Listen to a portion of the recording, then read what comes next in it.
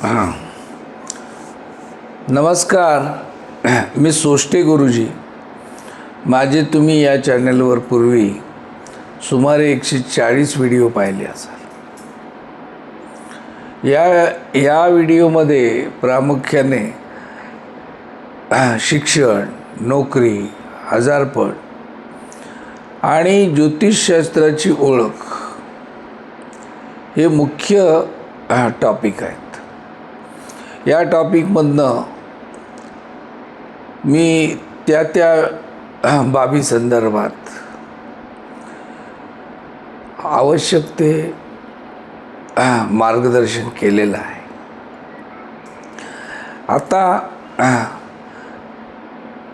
गुणमेलन हा टॉपिक घेतलेला आहे मी. गुणमेलन हा टॉपिक तसा अतिशय महत्त्वाचा आणि मी त्याला अनिवार्य आहे असं म्हणतो. गुणमेलन हे कोणत्याही लग्नामध्ये वधूवरांचं गुणमेलन हे अनिवार्य आहे. ते असलंच पाहिजे, केलंच पाहिजे. तर पण गुणमेलनाची जी जुनी पद्धत आहे ती पद्धत आता राहिलेली नाही, स्वीकारण्यासारखी नाही राहिली. त्याच्यामध्ये गुंतागुंत जास्त आहे आणि त्यामुळे नवीन पद्धतीने आपण गुणमेलन करूया म्हणजे ते सोपं आणि सुटसुटीत होईल.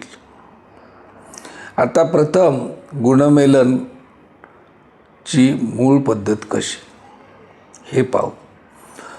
तर गुणमेलनात एकूण 8 प्रकार आहेत. गण, योनी, नाडी, कुटदोष, राशीदोष म्हणजे ग्रहमैत्री वगैरे. या 8 गुणांना एकूण 36 गुण दिलेले. 8 प्रकारांना एकूण 36 गुण आहे. आणि वधूवराच्या गुणमेलनानुसार त्याच्यापैकी किती मिळाले तर किमान पक्षी 18 गुण मिळाले की विवाह करण्यास हरकत नसते. याच्यामध्ये अनेक दोष दाखवलेले आहेत. राक्षसगण, मनुष्यगण, ग्रहमैत्री, योनिदोष, नाडीदोष वगैरे. आता हे दोष पुन्हा पुन्हा पाहण्याची गरज नाही. एकदा का तुम्ही गुणमेलन तक्ता तयार केला म्हणजे 36 गुण कशा कशाला दिलेले आहेत ते, त्यानंतर पुन्हा राक्षस मनुष्यगण दोष आहे, कसं होणार, काय होणार असा विचार करण्याची गरज नाही. म्हणजे आपल्या ऋषीमुनींनी काय केलं, ढोबळ मानाने हे 36 गुणाचं चक्र तयार केलं आणि ह्या 36 पैकी किती मिळतील हे पहा विचार. म्हणजे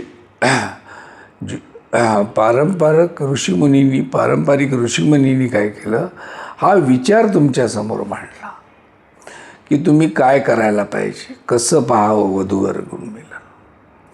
याचा अर्थ ते संपूर्ण जसंच्या तसं घ्यावं असं नाही आहे. शेवटी कुंडलियांमधूनच त्याचा खरा तो सौख्याचा निष्कर्ष निघणार. म्हणून जुन्या पद्धतीतील जे गुणमेलन आहे ते आता आपल्याला रिकास्ट करून टाकायचं आहे. आपण कसा आता विचार करणार, राक्षस मनुष्य अजिबात नाही, असू दे. नाडीदोष अजिबात नाही. जिथे तो मुद्दा कुंडलीमध्ये खटकेल तिथे परत जाऊन नाडीदोष बघू आपण. एरवी तो बघायचा नाही. गुणमेलनांमध्ये कितीपैकी किती मिळाले इतकंच. पण या आधुनिक गुणमेलनमध्ये मी 3च गोष्टींना महत्त्व दिलं आहे. पहिली गोष्ट राशी षडाष्टक योग आहे का पाहून घ्या. कारण षडाष्टक योगात बऱ्याचदा भिन्न विचार, भिन्न वागणूक राहते. त्यामुळे मतभेद जास्त होतात. त्यामुळे राशीमध्ये षडाष्टक योग नाही असं पहा. तर इतर काही गोष्टी चांगल्या असतील तर षडाष्टक योगाबद्दल पण तुम्हाला अधिक विचार करून तो वेव करता येईल. दुसरा मंगळ दोष. मंगळ दोष हा दोषाचे परिणाम म्हणून जातकास मंगळ हा उपेक्षित ठेवत असतो. याचा परिणाम पूर्ण आयुष्यावर होतो. आणि असं झालं तर मग आयुष्य कसं एकदम वृक्ष होऊन जातं. आणि म्हणून मंगळाचा विचार करावा. तो पण मंगळ एन्काउंटर झाला असेल, त्याचा दोष लागत नसेल तर उत्तमच आहे. एरवी तो मंगळ हा विचारात घ्यायला हवा. कारण त्याचं असं आहे की 36 गुण जमले. जसं की 27 नक्षत्रातनं पावसाचीच 9 नक्षत्र वाया गेली तर बाकी काय उरेल.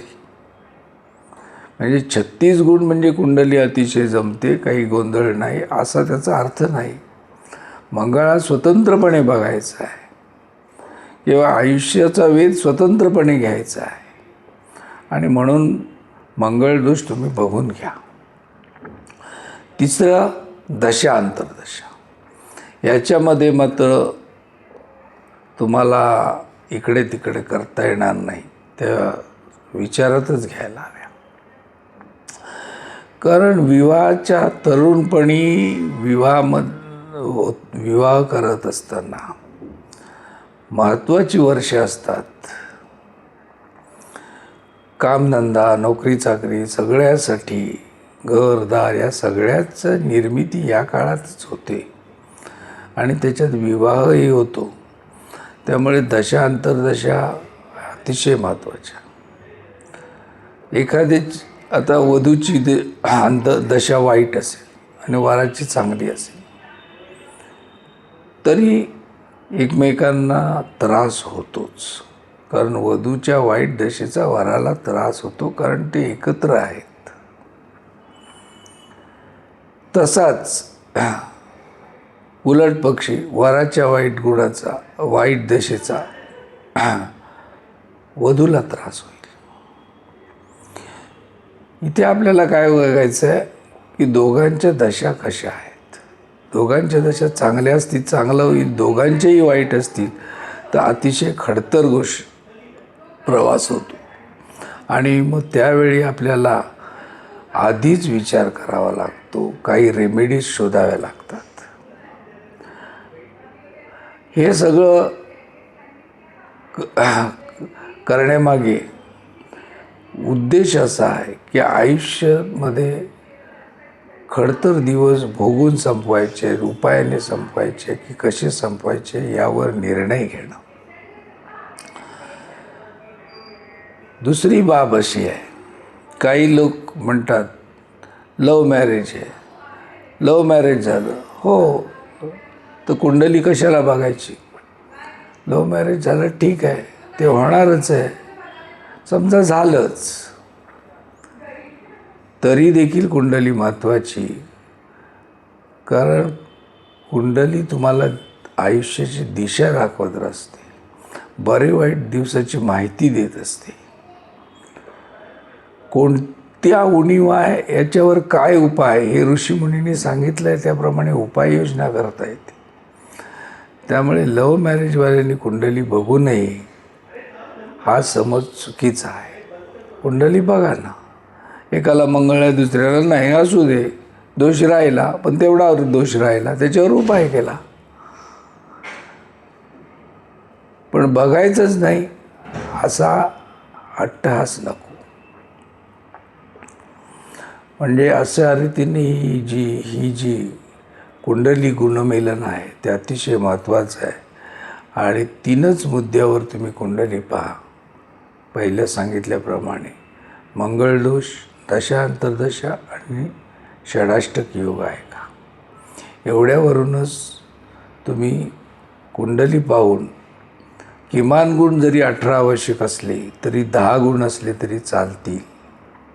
त्या गुणाचा इतकं महत्त्व नाही. परंतु हे पाहून घ्या आता काय घडणार आहे याला महत्त्व आहे, म्हणून दशा अंतर्दशा महत्त्वाची आहे. तर या 3 प्रकारामधून तुम्ही गुणमेलन केलं तर तुम्हाला आयुष्यात बरेचसे भोग कमी होण्यास मदत होईल. आणि म्हणून हे ज्योतिषशास्त्रातला गुणमेलन भाग मी तुम्हाला थोडक्यात सांगितला.